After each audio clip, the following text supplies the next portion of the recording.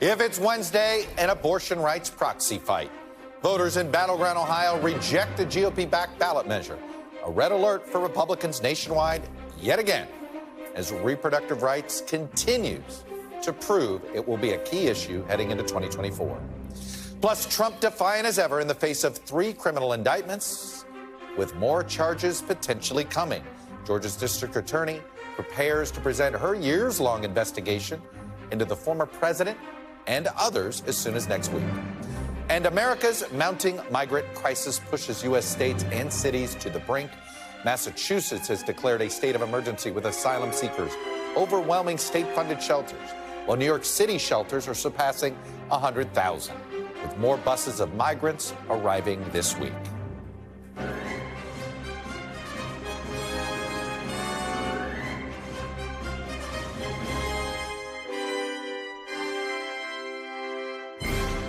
Happy Wednesday. Welcome to Meet the Press Now. I'm Chuck Todd reporting from Washington. This week, voters in yet another Republican-leaning state resoundingly rejected efforts that could be put into place that would eventually limit abortion access. Last night, Ohio voters rejected a ballot initiative that, if it had passed, would have made it more difficult to change the state's constitution. It would have raised the number of votes necessary to enact a change from a simple majority plus 1 to 60%. Republican lawmakers created the initiative known as Issue 1 in an attempt to make it harder for another referendum to pass in November, one that would enshrine abortion protections into the state's constitution. Now, Issue 1's backers framed it as an effort to keep outside influences out of local politics, trying to paint it as broader than abortion rights, talking about minimum wage, other things like that. But the net effect would have changed the odds against the abortion amendment before it made it to an actual vote of the people. So here are the results. 99% of all the vote has been counted. The voters rejected this effort, 57-43. It is interesting. In order to get it to a 60% threshold, the yes had to get to 50% plus 1. But it wasn't just Democratic-leaning voters that were galvanized by this issue. Voters showed up across the political spectrum. Just look at the unofficial results from Delaware County. This is a Republican-leaning suburb that is not very Trumpy, and we've been following it for years since the rise of Trump. It's an outer suburb of Columbus, which, of course, is the capital city of Ohio. Delaware County voted against Issue 1 by over 15 points. The same county broke for J.D. Vance last year by just over 6 points. And for Trump in 2020, he carried that state by 7 points. Now, back in the old Romney era of the Republican Party, Delaware County was a double digit. This is the home of a lot of college-educated Republicans. And despite claims that the vote was to protect the state from outside interests, outside donors pumped over $26 million into the race. Anti-Issue 1 backers did outspend their opponents on ads by $5 million. The anti-abortion organization Susan B. Anthony's list called the result a, quote, sad day for Ohio and a warning for pro-life states across the nation. The organization is right. Republicans should hear warning bells from last night's vote. They've been ringing for months ever since the Dobbs decision. This isn't really an Ohio story, folks. Ohio is just the latest place that's reporting the same election story on abortion post-Dobbs. We've seen referendum votes to secure abortion rights win in Kansas. We've seen it in Michigan. A referendum to not protect the right to abortion failed in Kentucky. Voters even turned out for an off-year Supreme Court election in Wisconsin in huge numbers because that individual justice would be the deciding vote for future abortion issues in front of the court in that state. So if we're paying attention, voters have already shown us how they will vote if abortion is the main issue on the ballot. It doesn't matter whether it's a purple state, whether it's a ruby red state, whether it's a former swing state like Ohio. Joining me from Columbus, Ohio, our own Allie Vitale. She's been covering this vote for us. Also with me, Chloe Atkins, who covers the issue of abortion for NBC News. And Chloe, look, Ohio is just the latest setting, but we're likely to see more of this. I know Arizona's coming. There's some possibility Florida's a state that allows citizen initiatives. Where else should we be looking for? And there's the actual citizen initiative this November coming in Ohio. What more should we expect? Well, I can tell you in phone calls with abortion rights sources and advocates today and over the past week, they're telling me they're not slowing down on this element that allows them to expand and ensure abortion access in state constitutions throughout the country. They're calling this an incredibly significant tactic. And that's for two reasons. First, it allows people to directly, or voters to directly weigh in on issues that matter to them the most. And it allows the will of the people, the will of the voters, to really be brought to life and really be mirrored in the state's constitution or the state's laws. The second reason is because, it's somewhat symbolic. And that's because, these outcomes that we are seeing in ruby red states, whether it's Ohio, Kansas, or even my home state of Kentucky, it really embodies and showcases this resounding support for abortion rights in the wake of the overturning of Roe v. Wade and that stripping of that federal protection. And so that is what we are seeing right this moment, and they're not going to slow down. You mentioned Florida and Arizona. Arizona is seeking to enshrine abortion rights up until 22 weeks in pregnancy. Also in Florida, we're seeing them hoping to enshrine abortion rights up until viability. So they are seeing this as a winning issue moving forward, Chuck. Let me ask you this. When you've talked to the pro-life community, including folks at Susan B. Anthony and others in this sort of the tactical part here, are they at all, do they believe they have a tactics issue, or do they believe they have a substance issue? At this moment, they're telling me in conversations they're keeping it a very winning message that they want to protect human life. And that is something that they are going to hammer home. And in the 2024 election cycle, they are keeping steadfast on focusing on a presidential candidate that will continue to put their pro-life message forward. The overturning of Roe v. Wade really came to head, their years-long work, since 1972 of, garnering the state-by-state support of, stripping away access to abortion. And in many ways, they were successful state by state, even before the overturning of Roe v. Wade. They viewed the overturning of Roe v. Wade as that final nail in the coffin for abortion rights. And while they, do acknowledge these setbacks, they're remaining steadfast in finding that presidential candidate that embodies a pro-life movement. All right, let's go back to the ground in Ohio. And we had a bit of a technical hit there with you, Allie. On that front, that happens. We're going to be attempting a Skype interview with Frank LaRose here in a couple of minutes, so we're hopeful there on the tech front. But let me ask you this, Allie, when you talk to voters, I'm curious, did you find some Vance voters who voted no on this? I think that's going to be one of the interesting things here, too, because this issue, reproductive access, is certainly not monolithic in terms of all Republicans vote the way that anti-abortion advocates want them to vote and all Democrats vote for choice. That's not the breakdown. In fact, when you look at the ways that Republicans who I was talking to were concerned about this, each abortion referendum only harkens more concern about suburban women. That's a group that they didn't do well with in places like Georgia and places like Arizona. Certainly Michigan is a place that was able to leverage those kinds of voters to the pro-abortion cause. This is now something that you're seeing when you talk about places like outside of Columbus, where I am. These are places where women are going to continue to be pivotal. And it's not just that, but it's making people who might otherwise be casual political viewers into consistent political doers, if you will. I talked to people who were with me yesterday at the polls, and I asked a couple as they were walking out, do you vote in every single election that comes up locally or at the federal level? And they said, no, we're not people who vote every time, but this special election felt important because of the media coverage that we were seeing and because of the issues that were at play here. I'm interested, Chuck.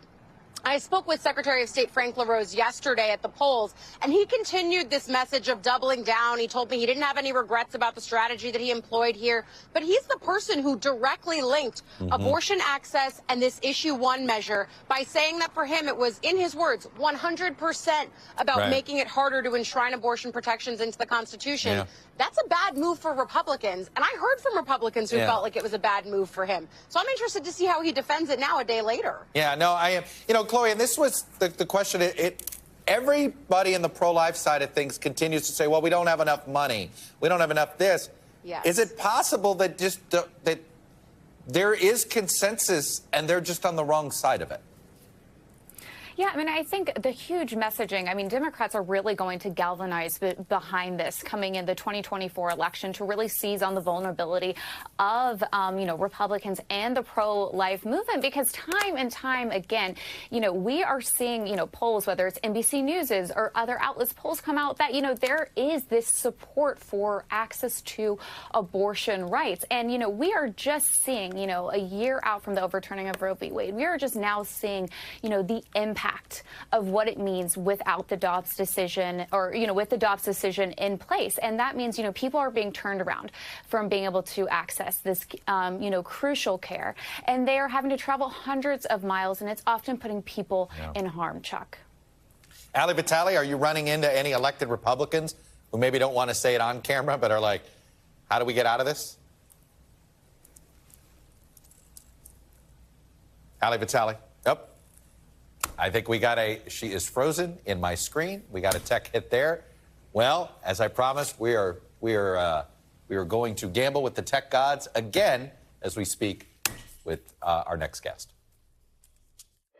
And joining me now on the road is one of the louder voices that was in favor of the failed Ohio Issue 1, Ohio Republican Secretary of State Frank LaRose.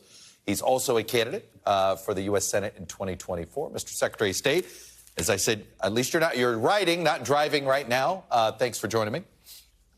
That's correct, Chuck. Yeah, on the road, heading to the Tuscarawas County Board of Elections, checking in with our hardworking elections officials that delivered another smooth, free, and fair election for Ohio yesterday. All right, well, let me start with, look, one of your primary opponents, Bernie Moreno, wants to blame you, says you messed up the messaging when you said, absolutely, this referendum is about the issue of abortion. Do you regret how directly you said that? I don't regret what I said because I was speaking the truth. And of course, my political opponents are going to cherry pick things out of context, just like that really dishonest commercial did. I gave a 15-minute speech where I talked about all of the many concerns that we have with keeping Ohio's Constitution so susceptible to outside special interest money. One of them is this really radical abortion amendment that's set for the ballot this November. Another one is a massive increase in minimum wage, diminishing our Second Amendment rights here in Ohio. I mean, the list goes on and on. I made that clear that it was never exclusively about one thing. This is just one of the many things it's about. Look, I think one of the hardest things you were trying to convince people to take power away from themselves, right? You were trying to tell people, hey, we want to make your vote count less. Instead of raising that threshold, it feels like a near impossible task when that's what you were asking voters to do. That was certainly the message of the No campaign. But as I viewed it, it was about making sure that things were done the right way going forward. Listen, a 50% plus one simple majority is great for policymaking. The day-to-day controversial issues about what people can smoke or not smoke or where they can gamble or not, those are the kind of things that are great for a simple majority. And had Issue 1 passed, Ohio would have continued to have those through our legislature, of course, also through the citizen-initiated law change process that we have in Ohio. But a constitutional amendment should have the moderating influence of bringing together a larger coalition. That's why the U.S. Constitution requires it. And I thought it would have been a really good thing for Ohio to have that as well, so that if you're going to do something as permanent as changing our Constitution, you had, again, that moderating influence of bringing a much larger coalition together. Do you think the problem was the idea of this referendum sort of percolated after it appeared that abortion was going to be on the ballot, right? I mean, voters are paying a lot of attention to the abortion issue. Sometimes voters don't pay attention to the details of all issues, but they are on this one. The timing of trying to put this referendum on, I mean, it felt shoehorned in. There always would have been the next thing. Next year, it's a minimum wage increase. People would have said, oh, you're just trying to block that. To be clear, it takes a coalition to bring an issue to the ballot like this. It included people that are concerned about this abortion amendment. And so the timing was, a result of once we could get enough people together in our General Assembly to put this on the ballot, that's when it came to the voters. And as you saw, a large portion of Ohioans voted on this, over 3 million people participating. But my saying was that there's never a bad time to do a good thing. And doing this as an August special election made sense to me. And by the way, Ohioans proved that they are engaged in the process, as we had, as I predicted, a large turnout election. No, we did. The folks over at Susan B. Anthony they're upset at the business community. They feel as if while they were supportive of what you were trying to do, it was only rhetorical support. You didn't get financial support from the business community. Do you concur with those remarks? I think their concerns are not unfounded. Listen, the coalition on the right that when it holds, we can get things done on the conservative side involves both social and cultural conservatives as well as business conservatives. I consider myself one of both of those. But when the business community started to think, oh, this is about abortion, they walked off the battlefield, even though this was something that had been a priority for the business community in Ohio for more than a decade. They've been saying for years, you should do something about how easy it is to amend the Constitution. But as soon as the left started yelling, oh, it's just about abortion, then a lot of business leaders said, hey, I don't want to be involved in this. And that's unfortunate.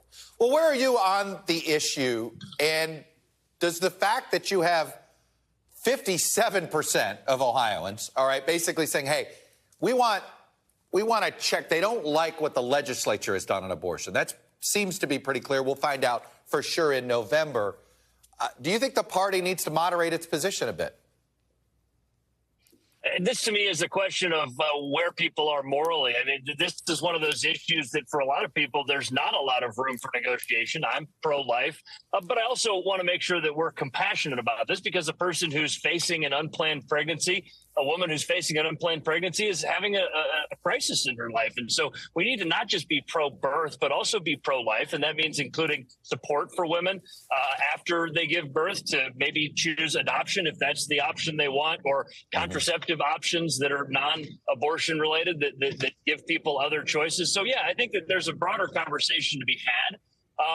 And I think that, when it comes to the state saying that they want to put a check on the legislature, that's always existed. The right way to do that is through the citizen-initiated law change process. But if people don't think our legislature is working properly, there's a simple solution to that. Yeah. Every 2 years, we have an opportunity to replace the members of the legislature. People should get more involved in looking at how their state reps and state senators vote. If they don't agree with them, then maybe they should run for office and replace them.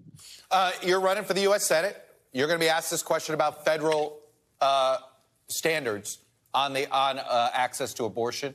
Do you think there should be a federal minimum put into place or not?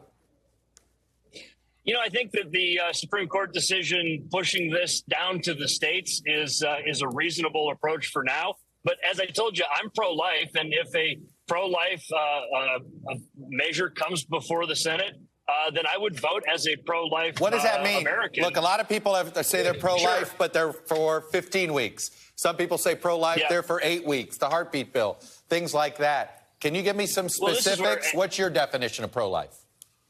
Yeah, as you know, any legislative body got to be a product of people working together to find where they can reach a majority on that. And in the Senate, sometimes that's a 60% majority, back to super majorities, by the way.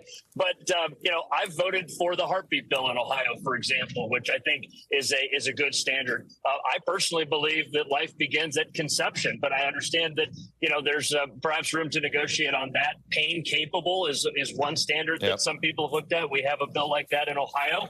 And again, I think that it's an important conversation to have, but there's no black or whites on these for most people.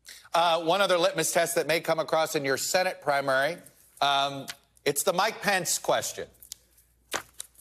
Did Mike Pence do the right thing when he certified the elections and did not listen to the former president? Yeah, listen, I'm a supporter of President Trump. I've endorsed him. I was the only Secretary of State in the country to earn his endorsement last year. But I think that, any leader needs to do what they think is the best thing under the circumstances that they're given. And I believe the vice president believes that he was following the Constitution. I'm not in his shoes. I can tell you that Ohio ran honest elections, but there were things that happened in other states that shouldn't have happened. Do those rise to the level of action to negate those? I don't know. I wasn't in those states, and I don't have the facts in front of me that the vice president had. But I can tell you this, we learn from those things going forward, and it's important that we don't allow those kind of mistakes like other states Yeah. made, to happen in the future.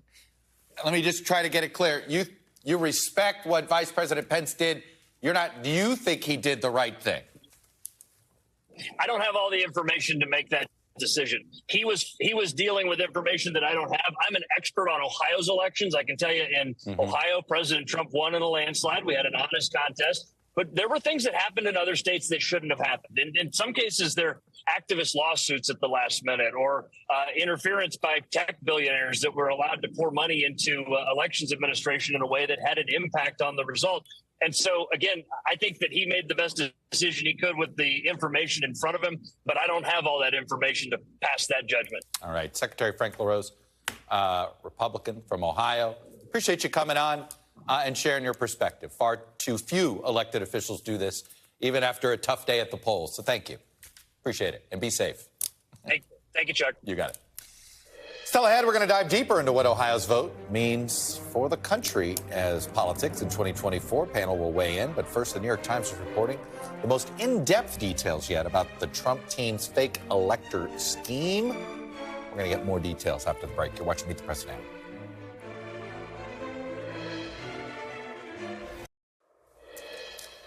We are back. We are following several developments in Donald Trump's several legal situations. In the past few hours, NBC News has learned that the special counsel, Jack Smith, did obtain a search warrant for Trump's Twitter account. We will try to get details onto why they needed a search warrant for this. In an opinion released today, the district court says it had found probable cause to search the Twitter account for evidence of crimes, perhaps tweets that weren't sent, direct messages. That's the type of things they could get in there. NBC News has reached out to the company formerly known as Twitter, called X, but has not yet received a response. This news broke less than 24 hours after the New York Times reported that they had obtained the entire memo. It was previously a secret memo that was included in the Jack Smith indictment, which laid out Donald Trump's strategy to overturn the 2020 election results using fake electors. According to the Times, the attorney and Trump ally, one of the unindicted co-conspirators, Kenneth Chesebro, admitted that the plot involving fake electors in 6 states was a, quote, bold, controversial strategy that would likely get rejected by the Supreme Court. NBC News has not yet obtained the full memo. Meanwhile, the judge overseeing the election interference case has scheduled a hearing for Friday to discuss the special counsel's request for a protective order limiting what Trump can say publicly about evidence disclosed during discovery. On the campaign trail yesterday in New Hampshire, the former president and current Republican frontrunner was defiant when discussing whether that order would somehow keep him silent. Crooked Joe now wants the thug prosecutor, this deranged guy, to file a court order taking away my First Amendment rights so that I can't speak. I will talk about it. I will. They're not taking away my First Amendment rights. So let's get into both parts of this, the details of the investigations, the politics around it, joined by NBC News Justice and Intelligence correspondent Ken Delanian, as well as NBC correspondent Garrett Haake, who is basically covering all things Trump for us politically. So, Ken, let me start with you. Donald Trump never did his own tweeting. Donald Trump dictated tweets in his Twitter account. Dan Scavino, we know, obviously did some. Others would do it for him. So explain the subpoena, right? Is it the specifics of anything typed on the platform of Twitter? It was a warrant, actually, and so they had to show a judge there was probable cause to believe there was evidence of a crime there, which is fascinating because you're right.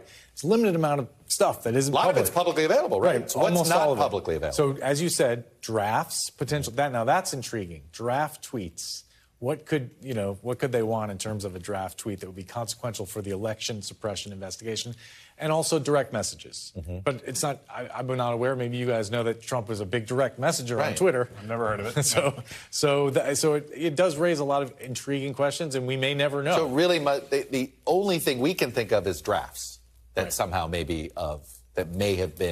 lead to more questions. Exactly. And it was also interesting that Twitter resisted to the extent that they were fined $350,000 for doing that. But ultimately, Jack Smith got the material.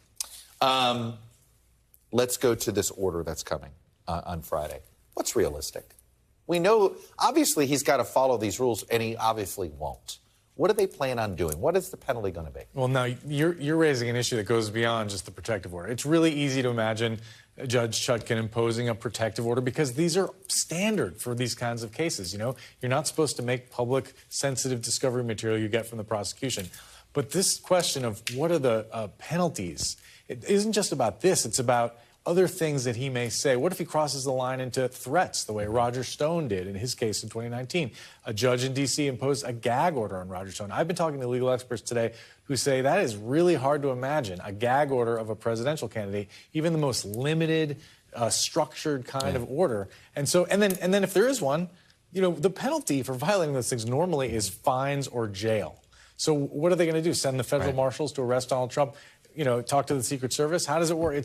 We're in uncharted territory. Which we always are with Donald Trump. And so, Garrett, I mean, Trump would like nothing more than to make this a debate about what he can say. Oh, absolutely. I mean, and the more they can be debating that and not upending the Constitution, I think the better they are politically. I mean, I almost feel like he's almost baiting them into having this. That's exactly my feeling about it. I mean, he is testing the fences here a little bit to see what he can get away with. But I think also a gag order would be almost like an in-kind contribution to his campaign from this judge. I mean, Donald Trump would like nothing more. I can see the fundraising email already. Oh, my God, yeah. To send your $7 now to help Donald Trump pay his fine for speaking out against this case. I mean, right, the emails write themselves. And if they can fight this thing all the way to the Supreme Court, the conservative leading Supreme Court that the Trump campaign, or at least allies of the Trump campaign, think is always kind of in their back pocket. Which is not true on these regular rule of law things. Probably they haven't not. been. Probably not. But if if you're sort of think big, unitary executive theory and all that kind of thing comes to save you in the end, they would love to have this fight. All right. Right now, what are they pre-gaming for? Is it all things Georgia right now? Is that what they're preparing for? They're a little bit bogged down, right? I mean, it's all things Georgia, but also this is the problem that they have, where if you're trying to actually run what looks like a normal campaign, you really can't do it under these circumstances. I mean, look at the events that they've been able to put together over the last couple of weeks. They've had events on weekends, sort of state party dinners that were pre-scheduled. They put this New Hampshire event together yesterday pretty quickly. They still haven't made up the Des Moines event that he had to cancel because of storms. I mean, they're having a very hard time kind of operating within the scheduling confines of all of his various court requirements. But they do have time to buy advertising in Atlanta. Well, on sure. cable. Yeah. To look. This seems to have everything to do with the coming potential indictment. We have to fundamentally rethink how this campaign is being fought, right? This campaign is not going to be decided by policy speeches or at the Iowa State Fair, who does the better appearance on the soapbox. It's just we are in a totally different realm here, where these court appearances in particular have so dominated television coverage and the political conversation that kind of mastering that battlefield, if you will, is the whole ballgame for the primary election. Let's talk about this Cheeseboro memo here a minute. Look, the strongest part of this indictment, Ken, has felt like the elector scheme. And I'm convinced, maybe I'm being Pollyannish, I'm convinced had Jamie Raskin had this elections, truly knew the elector scheme in time for the impeachment trial, maybe that makes a difference. Everybody can say, yada, yada, yada. I'm just saying, one would wonder. I'd like to war game it. Okay, Garrett? Run the fan fiction. I'd like to run it. Sure, run the simulator. Give it to ChatGPT. How important is Cheeseboro to tying all this together? It's not clear. I mean, he's considered the architect of the scheme, and then John Eastman really ran with it. So this memo looks like it could be the blueprint, and it has some extraordinary paragraphs in it, where we have to convince Mike Pence that he is the ultimate arbiter of counting the electoral votes. They knew everything they were doing was perhaps, to be generous to them, pushing the limits of the Constitution. He said it right there. He said this is likely, it's a bold plan. Bold and controversial. Exactly. It's likely to be overturned by the Supreme Court. But he also covered himself by saying, we should only do this if there's a likelihood that we have lawsuits that will show fraud, which ultimately did not happen, right? So that's his get-out-of-jail-free card in his mind? In terms of that memo. Do we think he's cooperating? Well, he's an unindicted co-conspirator. Unclear if he's cooperating. Right. They're all liable for charges. Have you seen this guy in the orbit since? No. Yeah. I haven't. I mean, this feels like kind of a freelance, anybody. And then, no Mike Pence liked to say, the itchy ears of Trump. That's right. I mean, no theory was too crazy to be entertained, at least for a short period of time, by a certain circle of people. I have you here, an alarming story out in Utah. FBI went to serve a search warrant to somebody. Is search warrant or subpoena? It was an arrest warrant. Arrest warrant to somebody that had been making some threats and clearly turned into a shootout. Shot and killed this man in Provo, Utah. And this was a guy that, I'm going to just pull up the note here, that had posted on social media, the time is right for a presidential assassination or two. First Joe, then Kamala. So, of course, that's going to merit a visit from the authorities. And we're not exactly sure what happened, but He was killed, and this comes at a time when threats against public officials have spiked, particularly in the last year, and particularly federal cases involving those threats. All right. Ken and Garrett, this is the political beat. Yep. Sorry, guys, everybody else. This, what we are doing now, is the 2024 political beat. Thank you. Still ahead, more on Republicans feeling the weight of Donald Trump and the Dobbs decision. You're watching Meet the Press Now.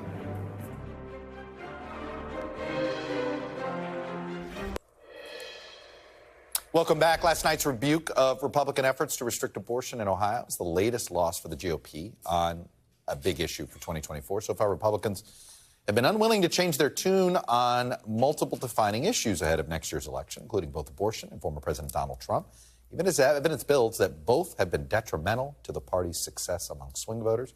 Joining me now is our panel, Betsy Woodruff-Swan, national correspondent for Politico and an NBC News contributor, Faz Shakur, senior advisor to Vermont Senator Bernie Sanders, and Republican strategist Jim Dornan.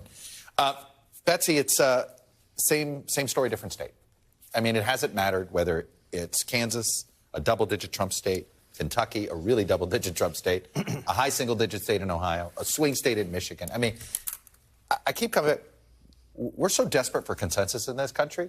I want to raise my hand. There is an issue. We have consensus. I think it's the same story every state, right? Every statewide election on this issue has gone on the side of supporting and ensconcing abortion rights. Right, and they haven't been nail-biters. This is something that is deeply concerning to Trump as he's gearing up and preparing to go into, likely a head-to-head with Biden in 2024. Because if there's one person who's responsible for the overruling of Roe v. Wade, it's Trump. And it's also an issue that is very much not his first language, not something he's comfortable talking about. So as time moves forward and essentially the failures and defeats of abortion opponents continue to pile up, it's only going to increase just stress for him and his campaign. Jim, I keep hearing this is a messaging problem from folks on the right. They're not yet ready to say it. They just have the wrong position. Well, there are two things that turn out Democrats more than anything, Trump and abortion. And I think it's been demonstrated the pro-lifers now 0 for 7, I think, is the number since Dobbs on these votes.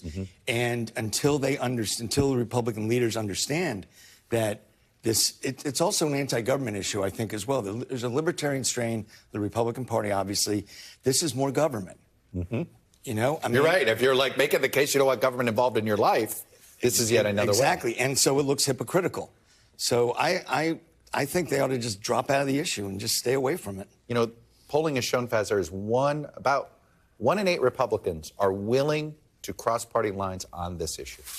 Well, and as a Democrat, I'm happy to open the door to allow their extremism to come in and invade the American public and go ahead and let's vote on it. I mean, whether it's minimum wage, whether it's Medicaid expansion, whether it's abortion rights, if you expose them more to do you really want this, voters are not with them. Then the question is for Democrats, now you got to move that around an individual, right? So partisan elections in which you have put a D next to their name, hopefully needs to carry the same number of votes, but that's going to be It's funny you say that.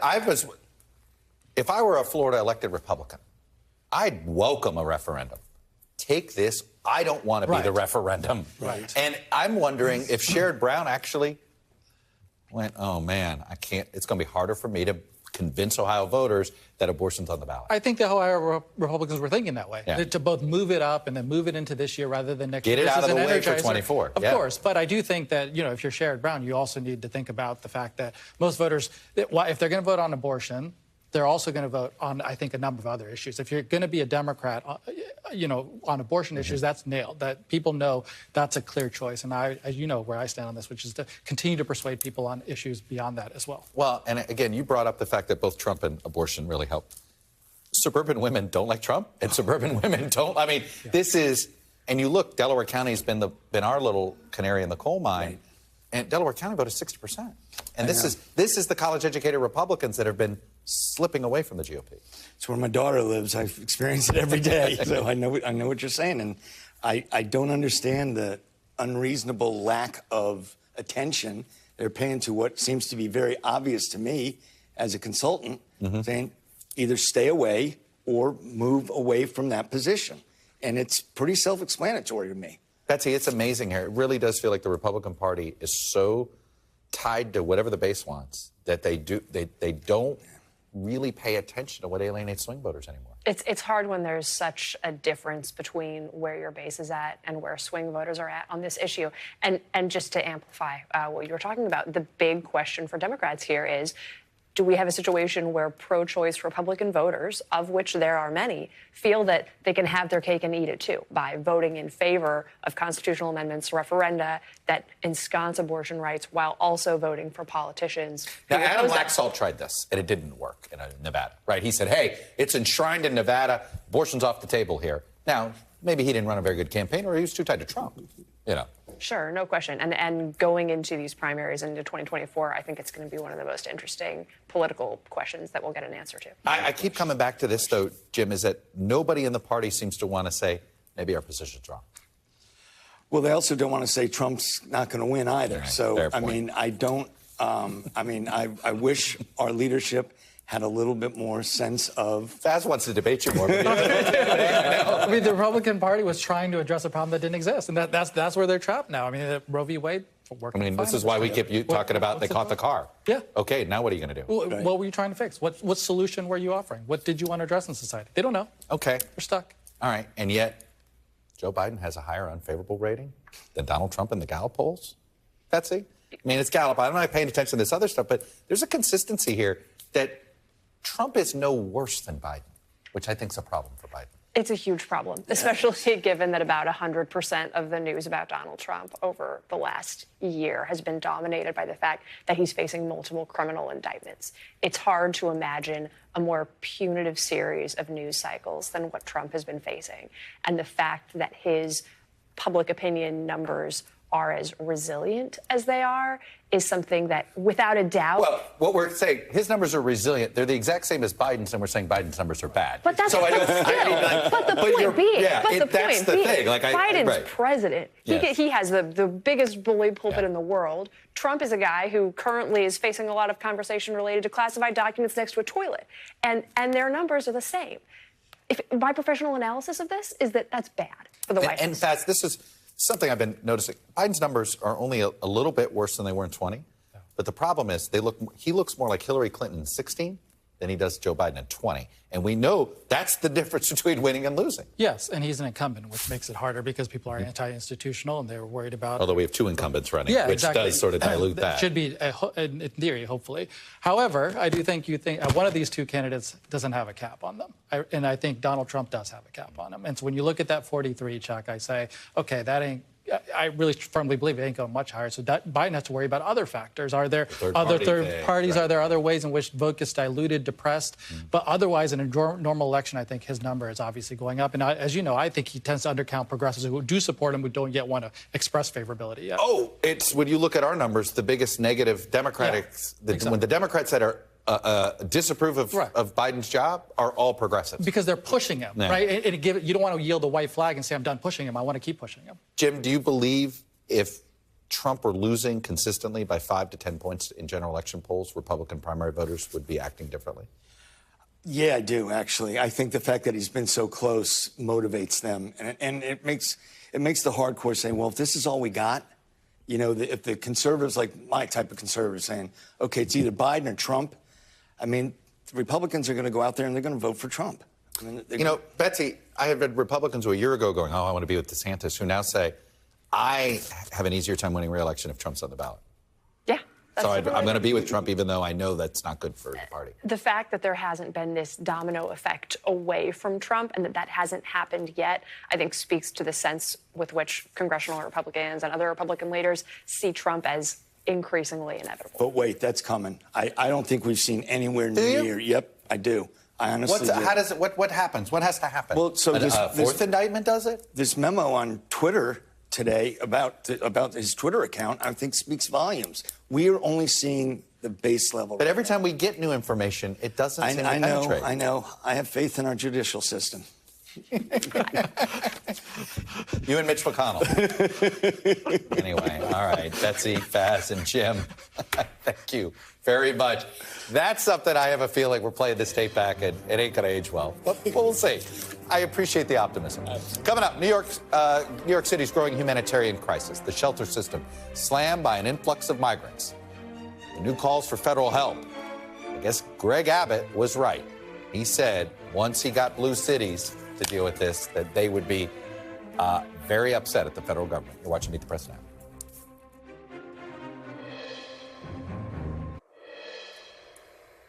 Welcome back. Pressure is mounting on the Biden administration from multiple Democratic mayors and governors now as they seek additional assistance from the federal government in response to the influx of migrants coming to their communities. Massachusetts Governor Maura Healey became the latest Democratic governor to declare a state of emergency due to the surge of migrants arriving interstate. According to the governor, nearly 5,600 families or more than 20,000 individuals are currently in state shelters, including children and pregnant women.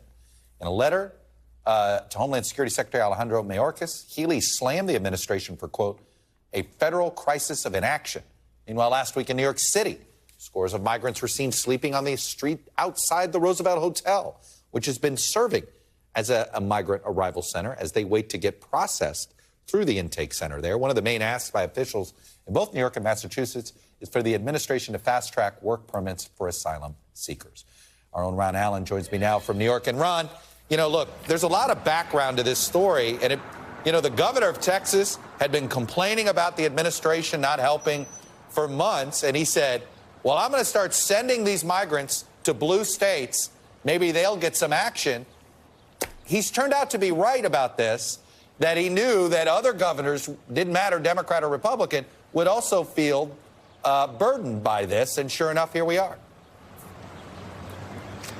Yeah, the mayor here in New York City says that they have passed the brink, that they are out of room, that that is a huge crisis, and there seems to be no end in sight because hundreds, if not thousands, of migrants are still arriving here, and many of them are being bused or sent here from Texas and other border states. And when you ask the administration here about that, they say that there's no sign that that's going to ease up. There's no communication going on. It's not like they're going to stop that. So there's a never-ending search for more places to put migrants, like this place behind me, which is a parking lot of a state psychiatric hospital that's state-owned land, and an example of how the state of New York is stepping up. They're going to pay for the construction of this and the operation of this place, which would hold about 1,000 migrants, single men. So, yes, there's a scramble on by the city, the state of New York, to try and find places for people because there's no end in sight to the arrivals. And you point out, yes, the thing that everybody really talks about that they really want to see is this expedited process to get these people to work so they can get jobs, so they can earn money and start contributing. And they say there's a lot of work to do in a lot of different industries, and that might be one way to help ease the burden on cities and states here. Ron, I saw that the governor of Massachusetts sent her letter to DHS, but in the sort of confusion sometimes of who's in charge of what, isn't it HHS that's supposed to handle the where to house migrants, right? DHS deals with the processing of them coming into the country, and it's HHS that's supposed to be handling, the humanitarian part of this. Yeah, I think believe me, there seems to be enough to go around a lot of places in the federal government. Here in New York City, it is DHS, as I understand it, Homeland Security, that is sending a team of experts in response to the mayor's criticisms, the mayor's pleas for more help, to come and assess how the resources that the federal government is being used are being used here in New York City in that regard. Yes, there are obviously some health concerns, and that the health department and human services would probably be better suited to deal with. Bottom line, Chuck, as you know, this is a hugely complex and complicated situation that starts with the border, is now popping up in these cities here, and at the root of it, of course, is the human tragedy that so many of these people arriving here represents a story that they bring with them. Well, so we have to look. As well. They're only here because there's failed governance all up and down Central America. In particular, that's for sure. Anyway, Ron Allen on this tough beat for us. Ron, thank you. Meanwhile, massive wildfires are prompting evacuations across Hawaii's Big Island as well as the island of Maui. And we just learned within the hour, these fires have become deadly. State officials say at least 6 people have died. Several remain unaccounted for. In fact, the flames and smoke are so intense that some people have been jumping into the ocean to escape. Hospitals are being inundated with burned patients, with others suffering from smoke inhalation. 911 services on Maui have been down since early this morning, and nearly 13,000 people remain without power. The fires are being fueled in part by wind gusts from Hurricane Dora, which is passing a few hundred miles south of the islands. Of course, the National Weather Service says the high winds aren't expected to die down today, but should slowly subside by Thursday. But if you just need another reminder that you're not going to escape climate change, whether you go to Hawaii, whether you go to the middle of this country, whether you move to Vermont, wherever you go, the effects of climate change are here. Still to come, Democrats pin their hopes of turning a governor's seat blue in 2023 on Mississippi gubernatorial nominee Brandon Presley. Yes, he's a Presley, that Presley. You're watching Meet the Press Now.